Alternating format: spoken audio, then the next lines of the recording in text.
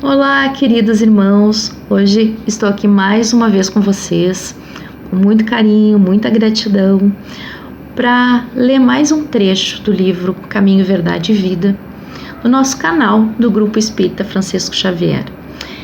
Esse é o nosso livro, ditado pelo Espírito de Emmanuel ao nosso querido médium Chico Xavier. Antes da gente começar a nossa leitura, vou pedir para vocês compartilhem os vídeos que nós estamos colocando no ar, para que a gente possa aumentar cada vez mais o número de pessoas que possam fazer parte dessa corrente do bem, fazendo boas reflexões, boas leituras, alimentando a alma com bons pensamentos.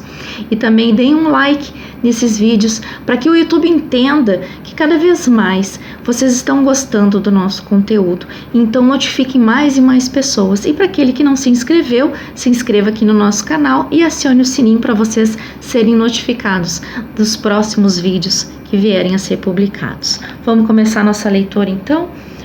Hoje a gente vai ler então a introdução, que se chama Interpretação dos Textos Sagrados. Sabendo primeiramente isto, que nenhuma profecia da Escritura é de particular interpretação. Segunda Epístola de Pedro, capítulo 1, versículo 20. E aí então discorre o texto. Jesus é o caminho, a verdade e a vida. Sua luz imperecível brilha sobre todos os milênios terrestres, como o verbo do princípio penetrando o mundo há quase 20 séculos. Lutas sanguinárias, guerras de extermínio, calamidades sociais não lhe modificaram um tio nas palavras que se atualizam, cada vez mais com a evolução multiforme da terra. Tempestades de sangue e lágrimas nada mais fizeram que lhes avivar a grandeza. Entretanto, sempre tardios no aproveitamento das oportunidades preciosas, muitas vezes no curso das existências renovadas, temos desprezado o caminho, indiferentes ante os patrimônios da verdade e da vida. O Senhor, contudo, nunca nos deixou desamparados. Cada dia reforma os títulos de tolerância para com as nossas dívidas. Todavia, é de nosso próprio interesse levantar o padrão da vontade, estabelecer disciplinas para uso pessoal e reeducar a nós mesmos ao contato do Mestre Divino. Ele é um amigo generoso, mas tantas vezes lhe olvidamos o conselho que somos suscetíveis de atingir obscuras zonas de adiamento indefinível de nossa iluminação interior para a vida eterna. No propósito de valorizar um ensejo de serviço, organizamos este humilde trabalho interpretativo, sem qualquer pretensão à exégese. Concatenamos apenas modesto conjunto de páginas soltas destinadas a meditações comuns. Muitos amigos estranhar-nos-ão, talvez, a atitude, isolando versículos e conferindo-lhes cor independente do capítulo evangélico a que pertencem. Em certas passagens, extraímos daí somente frases pequeninas, proporcionando-lhes fisionomia especial e, em determinadas circunstâncias, as nossas considerações desvaliosas parecem contrariar as disposições do capítulo em que se inspiraram. Assim procedemos, porém, ponderando que num colar de pérolas, cada qual tem valor específico e que no imenso conjunto de ensinamentos da Boa Nova, cada conceito do Cristo ou de seus colaboradores diretos adapta-se a determinada situação do espírito nas estradas da vida. A lição do Mestre, além disso, não constitui tão somente um impositivo para os mistérios da adoração. O Evangelho não se reduz a breviário para o genuflexório. É roteiro imprescindível para a legislação e administração, para o serviço e para a obediência. O Cristo não estabelece linhas divisórias entre o templo e a oficina. Toda a terra é seu altar de oração e seu campo de trabalho ao mesmo tempo. Para louvá-lo nas igrejas e menoscabá-lo nas ruas é que temos naufragado 1000 vezes por nossa própria culpa. Todos os lugares, portanto, podem ser consagrados ao serviço divino. Muitos discípulos nas várias escolas cristãs entregaram-se a perquisições teológicas, transformando os ensinos do Senhor em relíquia morta dos altares de pedra.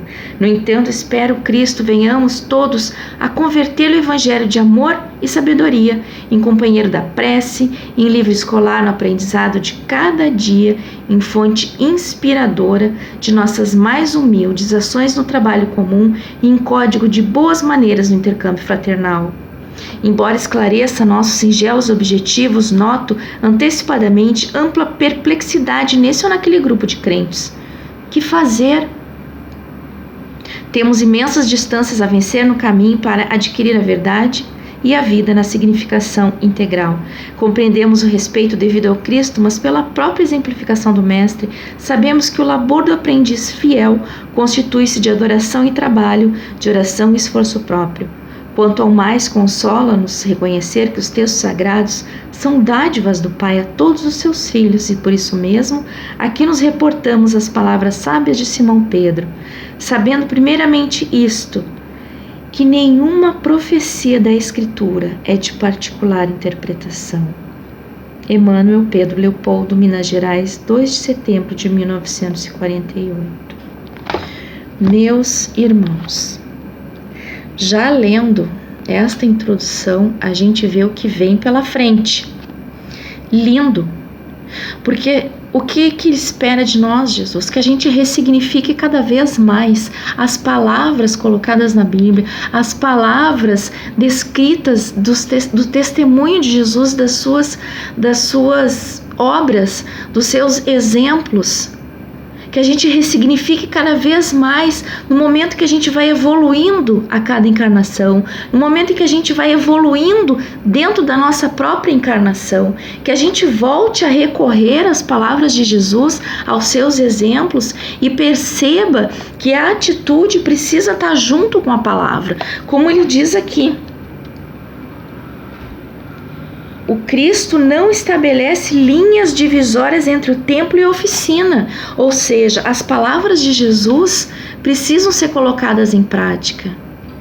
O Evangelho precisa ser o norte da nossa caminhada, porque foi isso que Jesus veio nos ensinar. O que ele trouxe para nós? Quais são os ensinamentos que ele nos trouxe? Às vezes, lendo trechos da Bíblia, a gente vai interpretar de determinada forma, lendo mais uma vez. Em outro momento a gente vai interpretar ainda com um pouco mais de profundidade e assim a gente vai seguindo.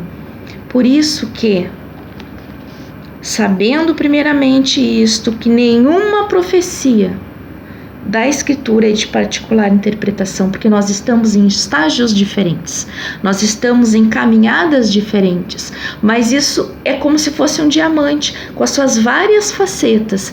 O exemplo de Jesus era um diamante, por exemplo, e cada faceta é a forma de interpretação, dependendo do nosso grau de evolução e compreensão das palavras e dos exemplos de Jesus. Então, ninguém pode se adonar destas palavras. O que é mais lindo que ele fala aqui? Que, transformando os ensinos do Senhor em relíquia morta dos altares de pedra, quantas vezes, meus irmãos, independente da religião que seja,